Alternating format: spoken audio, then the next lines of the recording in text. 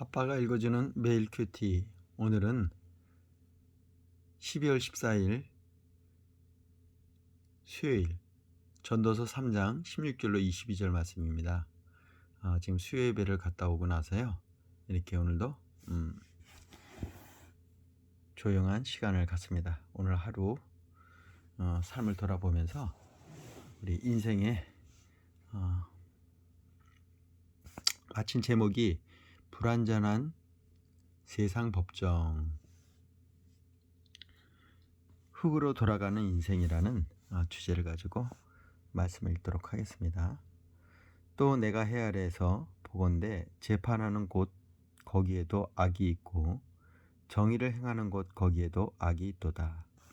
내가 내 마음속으로 이르기를 의인과 악인을 하나님이 심판하시리니 이는 모든 소망하는 일과 모든 행사에 때가 있음이니라.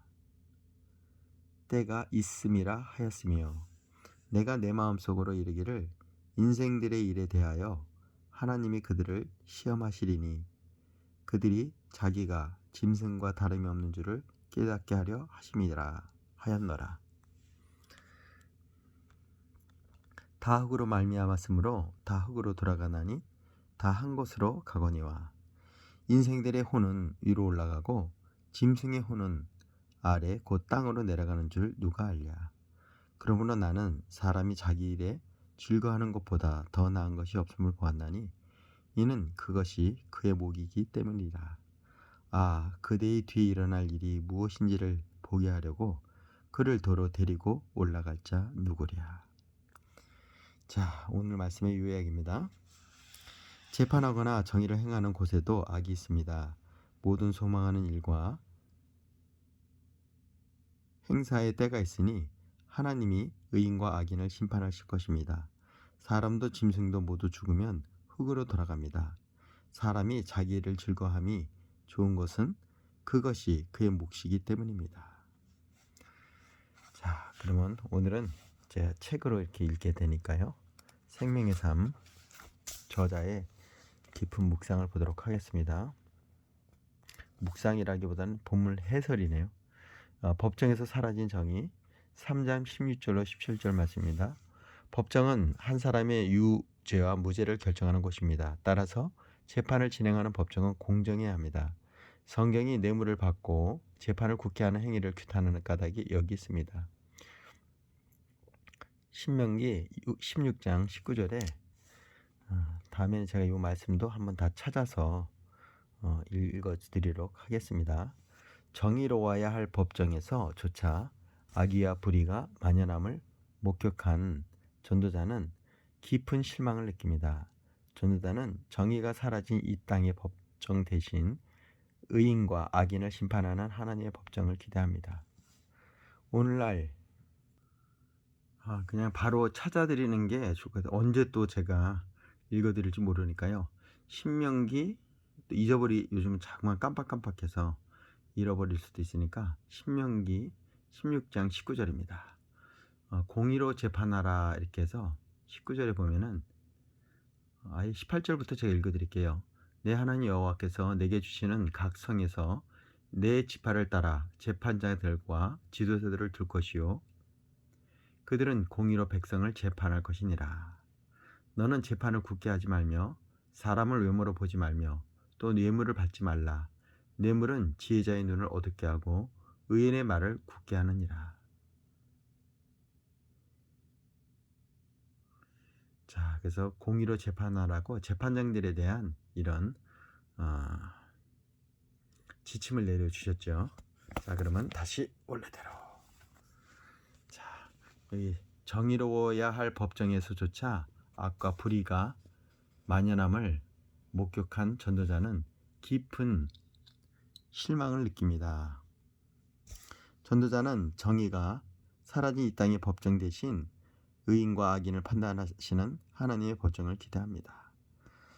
자, 오늘날 성도들도 악과 불의가 창궐한 이 세상을 보며 한탄할 때가 있습니다. 그럼에도 좌절하지 않는 것은 행위대로 심판하시는 하나님의 공의를 신뢰하기 때문입니다. 여긴 또 시편 37장 37편 9절로 10절에 또 나와 있는데요. 여기 암몬서도 있고요. 오늘은 제가 일일이 다 그러니까 신명기만 제가 읽어드릴게요. 참고 말씀들이 요번에 좀 많이 나왔네요. 여기 보면 또 밑에 요한복음 6장 40절도 있고요. 다음에 제가 준비를 좀 더 해서 관련된 성구들을 제가 또 읽어드리도록 하겠습니다. 오늘은 제가 지금 잠을 자서 내일 또 일찍 출근해야 돼서 그냥 아까 요걸로 만족해 주세요. 신명기 16장 19절. 자, 오늘날 성도들도 악과 불의가 창궐한 이 세상을 보며 한탄할 때가 있습니다. 그럼에도 좌절하지 않는 것은 행위대로 심판하시는 하나님의 공의를 신뢰하기 때문입니다. 성도는 정의가 물같이 공의가 마르지 않는 강같이 흐르는 세상을 꿈꾸며 기도해야 합니다. 사람이 세운 법정이 불완전한 이유는 무엇일까요? 불의한 세상 일을 볼 때 나는 어떤 기도를 드려야 할까요? 자, 어떤 기도를 드려야 할까요? 자, 자문자와 답하시고요. 자, 3장 18절로 22절입니다. 전도서. 흙으로 돌아가는 사람과 짐승. 인간은 하나님에 대한 지식을 소유하고 있고 예술과 과학을 창출했기에 분명 짐승보다 뛰어난 피조물입니다. 제가 오늘 아바타를 보고 왔거든요. 예, 정말 그게 아바타가 거의 10몇 년 만에 지금 나온 작품이라 오늘 아내랑 같이 오랜만에 요즘 제가 유플러스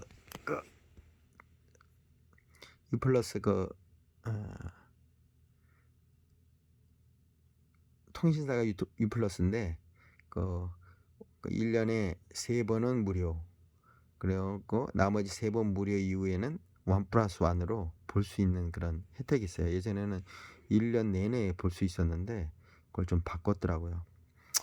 너무 아쉽게 그냥 공짜로 볼 수 있었는데 결국 이제 오늘 아내랑 1+1에서 아내랑 같이 보고 왔습니다.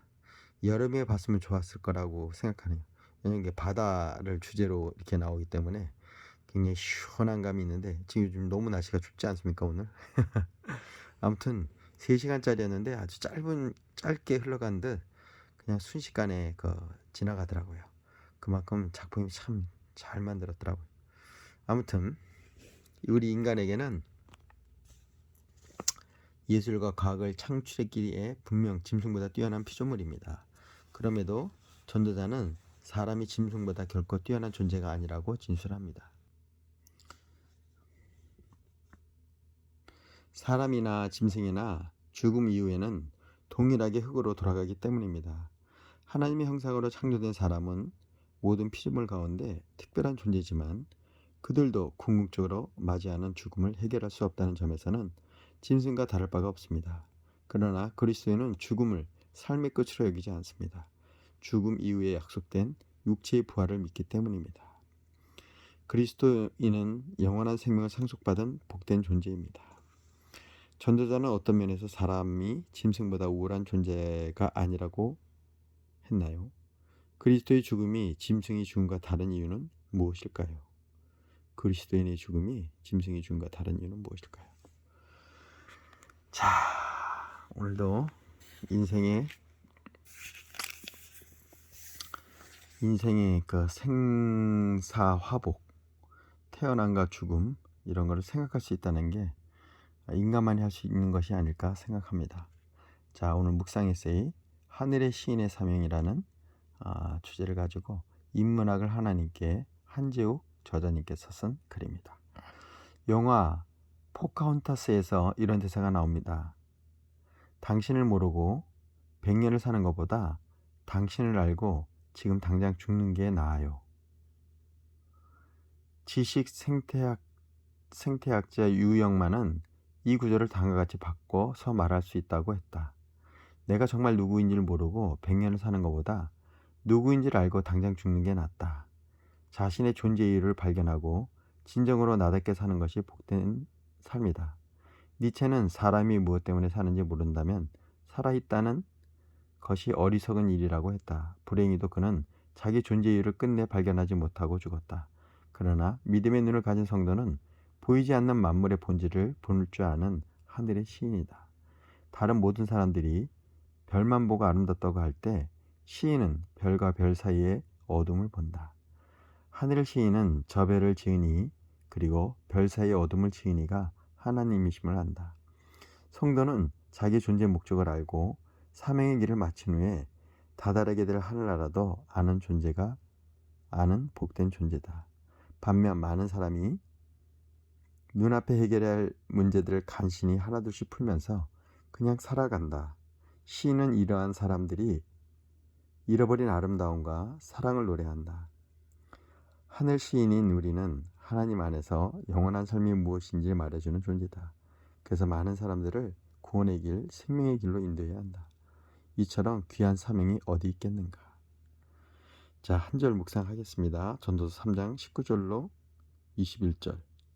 사람과 짐승은 같음과 다름이 있습니다. 사람과 짐승은 호흡하며 세상을 살다가 죽음을 맞이한다는 면에선 같기에 이 땅에서는 사람이 짐승보다 뛰어나 보이지 않습니다. 그러나 죽음 위의 상태는 다릅니다. 짐승은 땅으로 내려가 사라지고 사람의 영혼은 위로 올라갑니다. 죽음이 끝이라면 모든 것은 헛됩니다. 그러나 성도의 생명은 현세를 넘어 영혼까지 이어지기 때문에 우리는 이 땅에서 하나님을 사랑하고 경외하는 삶을 살아야 합니다. 자, 오늘의 명언입니다. 부자로 오래 사는 것보다 하나님의 삶의 주님의 흔적을 얼마나 남기느냐가 중요하다. 우리 이동훈 목사님께서 이렇게 말씀하셨네요. 부자로 오래 사는 것보다 삶의 주님의 흔적을 얼마나 남기느냐가 중요하다. 자, 원래는 제가 어제 인터넷적으로 큐티를 했잖아요. 그래서 어제 묵상 에세이를 읽어주려고 했는데 어차피 그 주일날 묵상 주일날 말씀 있는 데는 거기는 이제 묵상 에세이가 없어서 주일날 묵상 에세이를 그때 읽어드리도록 하겠습니다. 그게 더 의미가 있을 것 같아요. 자, 그러면 기도하겠습니다. 하나님, 악과 불의가 넘치는 현실을 보며 한탄만 하거나 체념하지 않고 각 사람의 행위대로 하시는 하나님의 공의를 소망하게 하소서. 흙으로 돌아가야 하는 허무한 존재가 구원을 받았으니 하나님과 깊이 교제하며 이 땅에서의 사명을 즐겁고 성실히 감당하게 하소서. 할렐루야. 사랑해 주님, 오늘도 하나님이 인간에게 얼마나 놀라운 능력, 창조적인 능력을